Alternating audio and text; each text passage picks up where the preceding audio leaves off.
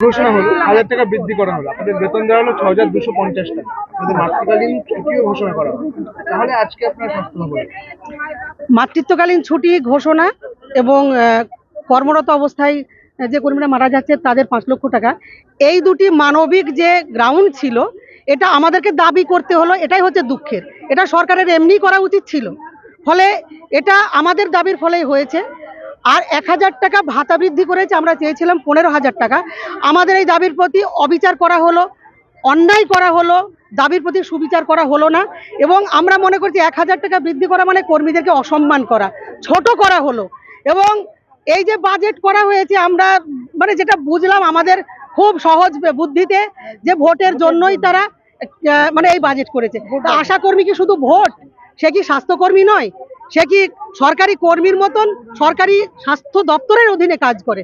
ফলে যে ভাতাটুকু দিয়েছে এটা অত্যন্ত অপর্যাপ্ত এবং যা মানে বাড়ালো, এটা আমাদের কাছে সত্যি এটা বলার নয় এবং এটা আমাদের কাছে খুব লজ্জার হলো। গত 19 তারিখে চন্দ্রিমা ভট্টাচার্য বলেছিলেন আমরা 5250 টাকা দিই, আরো 2000 টাকা দিই। এই যে আরো 2000 টাকা দিয়ে, এটা অত্যন্ত মিথ্যা কথা। আর যদি সত্যি আরো কোথায় কোথায় 2000 টাকা দেয়, তাহলে সেই 2000 টাকার পরিপূর্ণ হিসেব তাহলে কেন এরা চেপে দিচ্ছে, কেন দিচ্ছে না?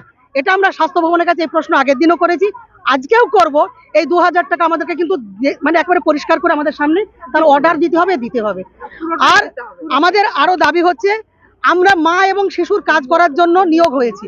আমরা মা এবং শিশুর কাজ ছাড়া কোনো অতিরিক্ত কোনো কাজ করব না, কোনো অতিরিক্ত কোনো তথ্য তুলে দেব না। কপ রেফার করতে হবে, গাছবিলি করতে হবে, জল পরীক্ষা করতে হবে, খেলা মেলা ভোট দুয়ারে সরকার করতে হবে, এগুলো কোনো কাজ আমরা করব না। মা শিশুর পরিষেবা যতটুকু দেওয়া ওইটুকুই দেব।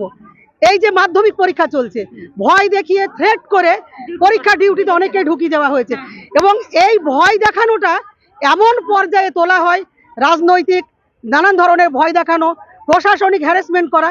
গত আমার কাছে আজকেই খবর এলো পশ্চিম মেদিনীপুরের চন্দ্রকোনা 2 সেখানকার সমস্ত কর্মীদেরকে মানে শোকজ করা হয়েছে এবং শোকজের উত্তর দেওয়া হয়েছে নিয়ম মেনেই।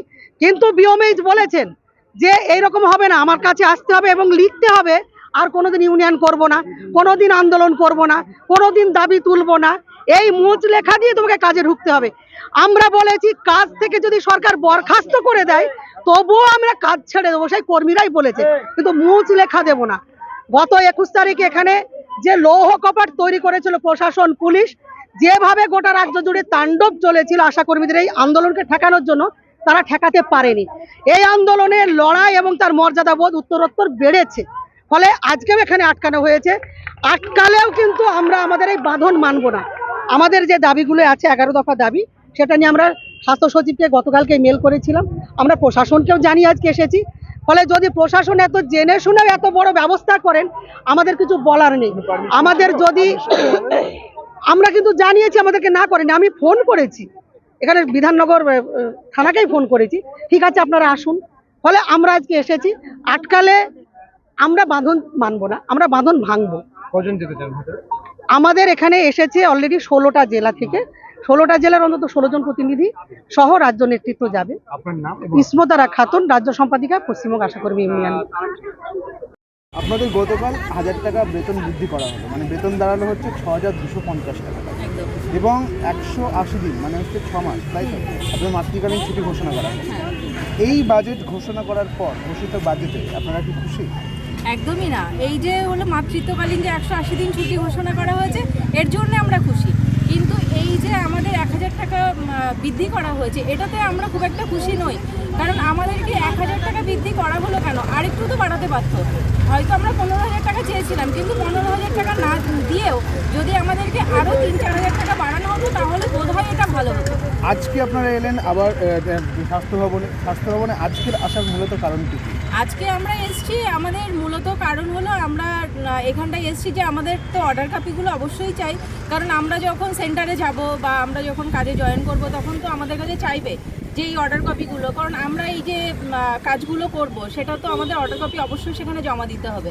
তো তার জন্য আমরা এসেছি। আর দিদি কি বলতে, স্বাস্থ্য ভবন আমাদের স্বাস্থ্য আধিকারিক কি বলতে চাইছেন সেটা তার মানে আমাদের ইসমাতারাদি আছেন, উনি নিশ্চয়ই হলে তার মানে ওনাদের সঙ্গে কথা বলে আমাদেরকে যেটা জানাবেন আমরা সেইটা নিয়ে তারপরে সেই সিদ্ধান্ত।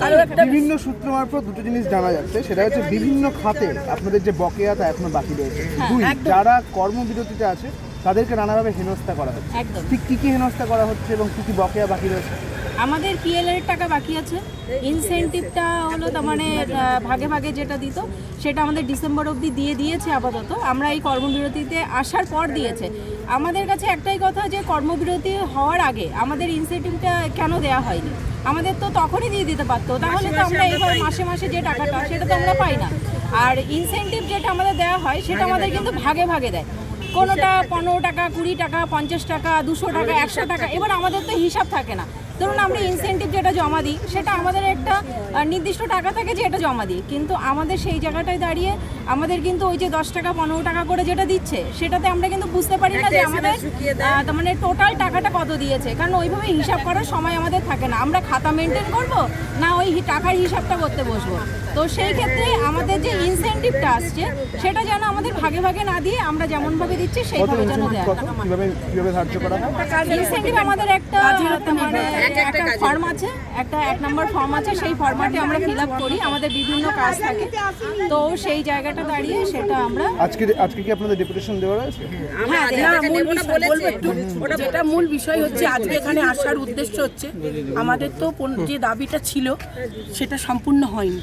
একটা যেটা হচ্ছে সেটা হচ্ছে মৃত্যুকালীন 5 লক্ষ টাকা দেবে বলেছে, মাতৃত্বকালীন ছুটি দেবে, 1000 টাকা মাত্র বৃদ্ধি করেছে। শুধু আশাকর্মী নয়, আরও ওনার যা চুক্তিভিত্তিক কর্মী আছে তাদেরকে নিয়ে। এবার আমাদের বক্তব্য হচ্ছে উনি যে এইটা বাড়ালেন, বলেছিল কর্মবিরতি চলাকালীন আমাদের সমস্ত বকেয়া টাকা মিটিয়ে দেওয়া হবে। এখনও 9 মাসের পিএলআই আমাদের বাকি, সেটা এখনও পর্যন্ত আমাদের দেওয়া হয়নি।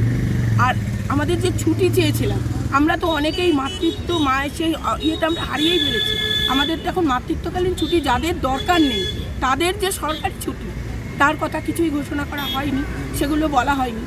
আর যে ভাগে ভাগে টাকা দেওয়ার ব্যাপার এটা বলেছিলেন বন্ধ করবেন, বুধবারে না গেলে টাকা কাটার যে প্রক্রিয়া সেটা বলেছিলেন বন্ধ করবেন। প্রতিটা বিষয়ই উচ্চ মানে করছি এরকম।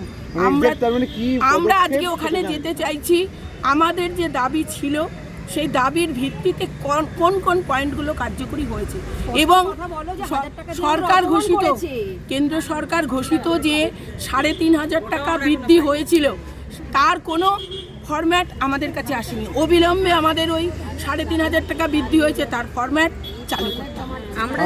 আপনার নাম কেয়া রায়, আমি নদিয়া থেকে আসছি। আপনার নাম? আমার নাম মৌসুমী পাল, আমি বসিরহাট 1 থেকে আসছি। ঠিক আছে।